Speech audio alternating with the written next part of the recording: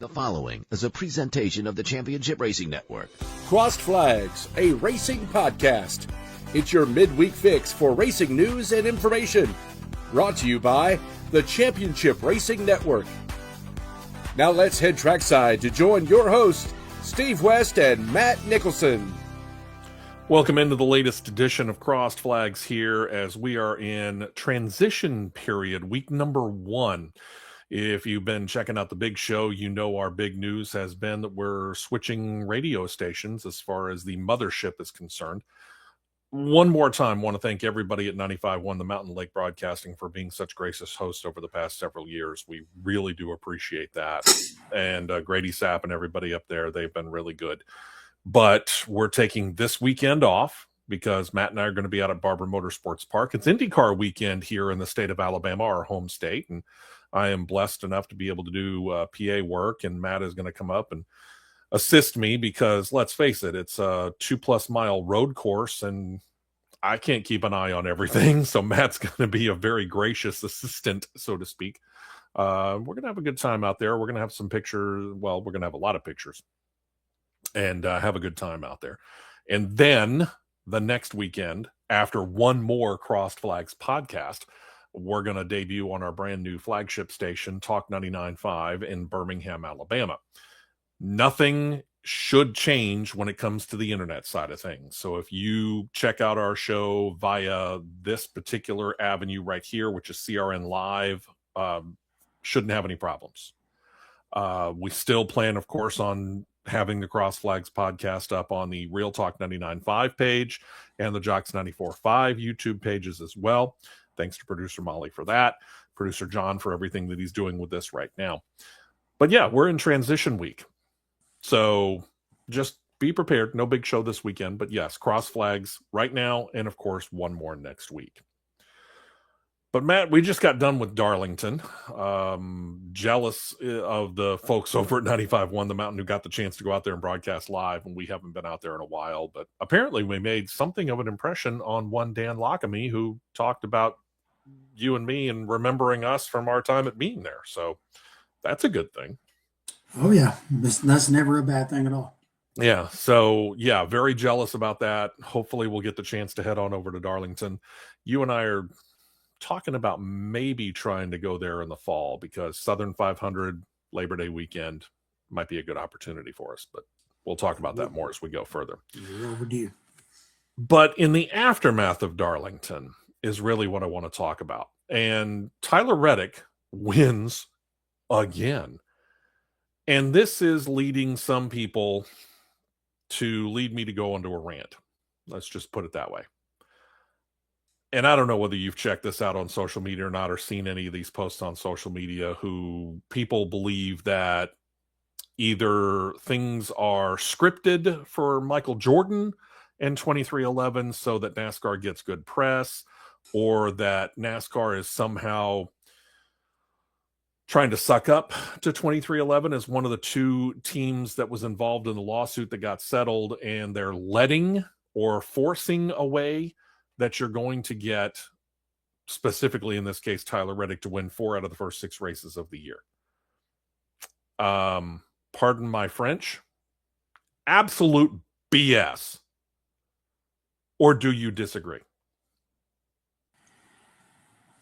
I honestly think it's the highest level of Bravo Sierra that has existed known to mankind. Okay. So I'm going to ask you this question. Among chartered teams, how many teams are there? 36. Okay. Among chartered team owners, how many are there?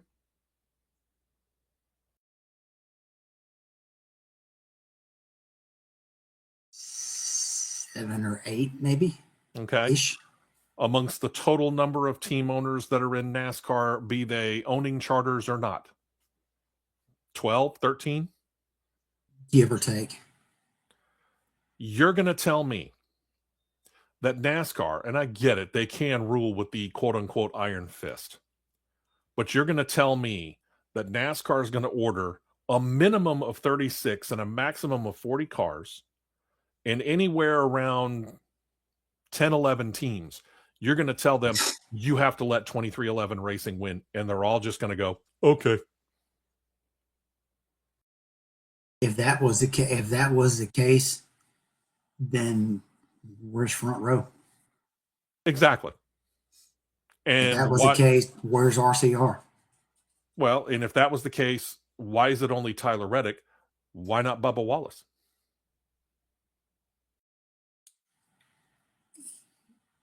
It absolutely baffles me of how people can sit behind a keyboard and look like Jim Carrey off of Bruce Almighty, typing up random garbage things and using AI to come up with garbage articles. I know. It's you and I have seen this and we've heard this, and it's not just specifically endemic to NASCAR. It's apparently across all sports. You get people who honestly believe that the college football season or the National Football League season or Major League Baseball, pick a sport, pick a game. It doesn't matter what it is. Oh, it's scripted for team A or for person A to win the championship. No, it's not. Yeah. You're not going to get multimillionaires, if not billionaire team owners of the franchises. Use that term loosely because there isn't really a franchise in NASCAR, but understand where I'm going with that. Multimillionaire / billionaire owners of franchises, teams, whatever they are. You can't sit there and tell me that the league is going to go, well, it's team X that's going to win this year, and the other, however many of you there are, we might pick you next year. What? Yeah, I mean, it's honestly, it's downright comical. It's beyond comical because when it's so far out of the first 6 races, Toyota's won 5 out of 6. Okay. Yep. Mm-hmm. Has any of these brainiacs given any remote thought that maybe Toyota did their homework and they've got some of this stuff figured out? And it just so happens that Tyler Reddick has put himself in a really good position in the races that he's won to be able to actually claim a checkered flag. Because Daytona super speedway package combined with you got to have some luck. Sure. Luck there. He had luck on his side. He was in the right place at the right time. Atlanta. Super speedway package. Pretty similar scenario. Right, he was in the right place at the right time. And you and I talked about it on this podcast right after the Atlanta race as well. Bubba Wallace actually had himself in the perfect position to win that race. He just overshot a block when really he probably shouldn't have even worried about blocking in the first place. He should have held what he had. Yeah, but had his teammate right on his back bumper. Coda, 750 horsepower, low aero. Mm-hmm. Phoenix, same thing. Vegas, 670, high aero. Darlington, 750, low aero. Maybe Toyota's got the 750 figured out before everybody. Has anybody thought of that? And let me ask you something else, because correct me if I'm wrong. It was just a couple of years ago, Christopher Bell came out of the gates and won 3 races just like that. William Byron, who won the last couple of Daytona 500s, didn't just stop there. He had another win or 2 in the short couple of races afterward. This is not something that we haven't seen before. We have seen drivers who get out of the gates quickly and they reel off 2, 3, in this case 4 wins in a relatively short period of time. I don't seem to remember anybody saying that the William Byron years or the Christopher Bell years were scripted. They don't, all because it's just all that happened last year and everything happened, and just because it's Michael Jordan. Yeah. And just because it's tied into who it's tied into and who's a part of everything. That's all it boils down to. But, ever since he's been in Cup, Tyler Reddick has not had a high horsepower package level to be able to deal with. Mhm. Really hasn't been. Yeah. Okay? And he's still done pretty well. Tyler, yeah, he hung on there well. But Tyler Reddick's background primarily was super late models and dirt. Let me A think. lot of people, super late models and dirt, High you horsepower. are no less. I'm gonna say 95% of the time, you are no less than 800. Pending which track you run and what engine setup you want to drive with to be able to keep the car hooked up. But majority of the time, you are no less than 800. Some cases, when you go to a real large track, I'm going to use Golden Isle Speedway in Brunswick, Georgia. Okay. Going to use Vado Speedway in New Mexico. Going to use Charlotte, dirt track at Charlotte. I'm going to use East Alabama Motor Speedway in Phoenix City. Those are 4 prime examples.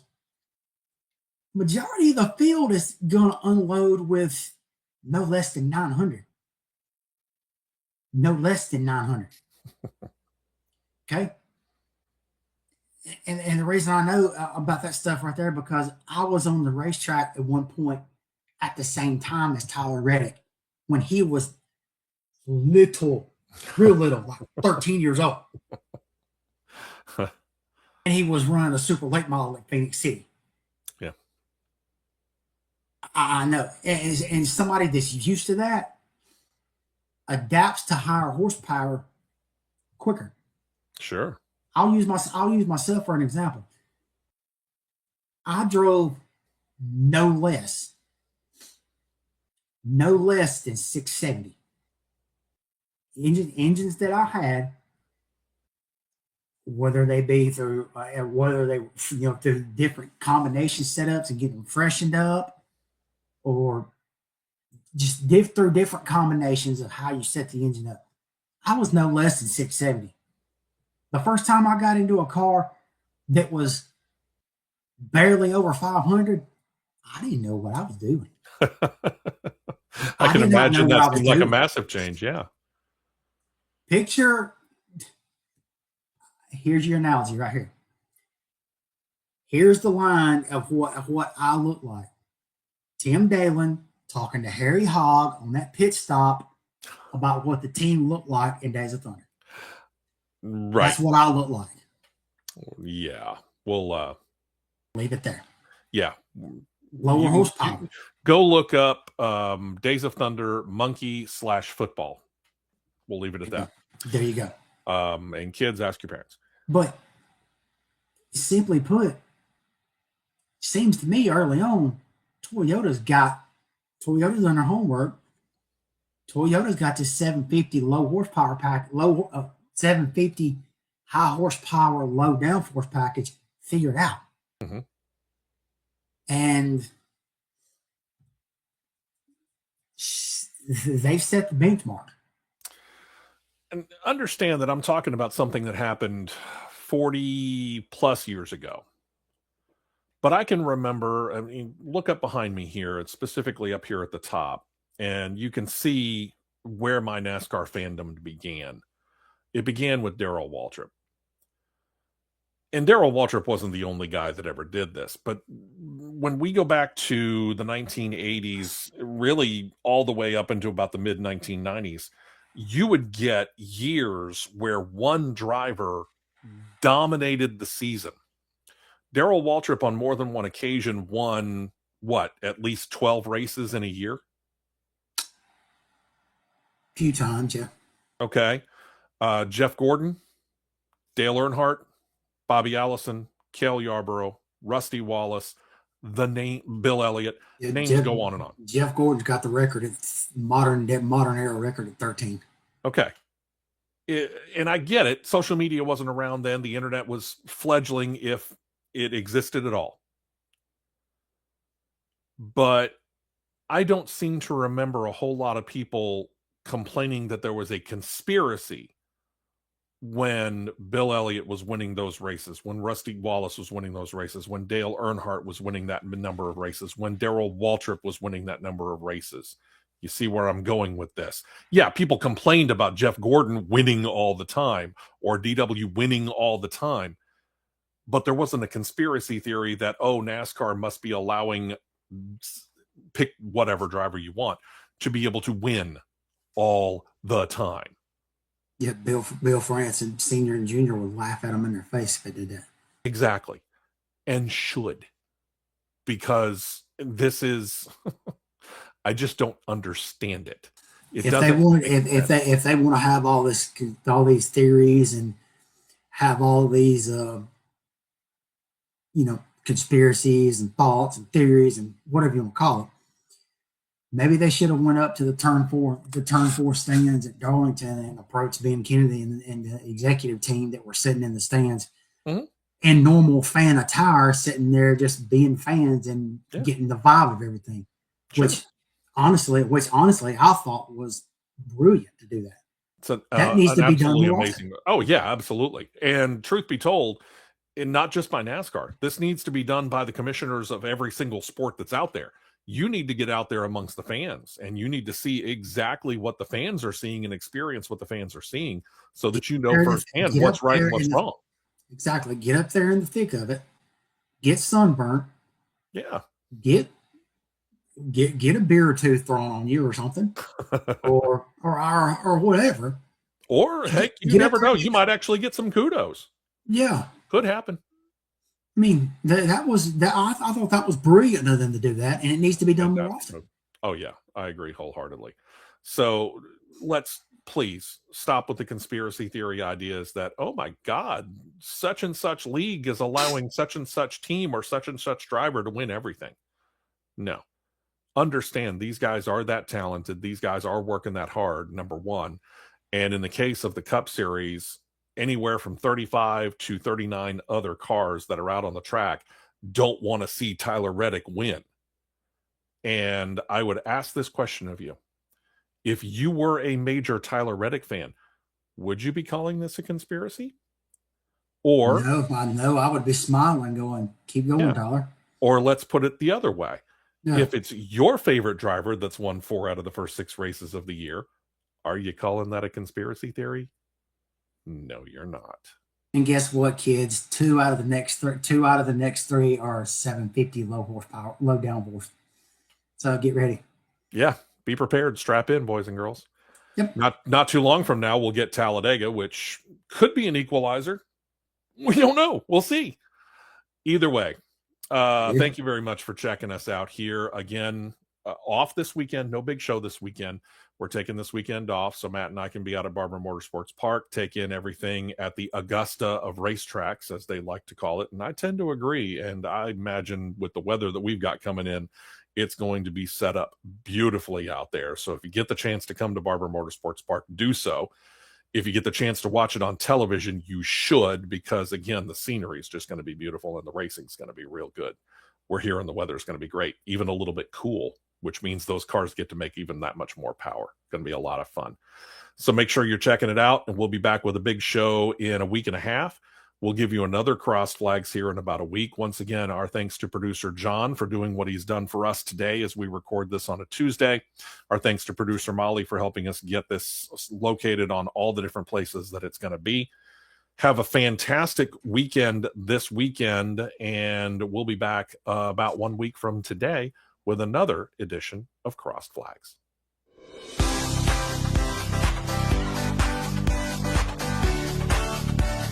You've been listening to Crossed Flags, a racing podcast. For more content like this, subscribe to CRN Live on YouTube, and you'll be set to catch the 2-hour live show every Saturday morning at 9 Eastern, 8 Central.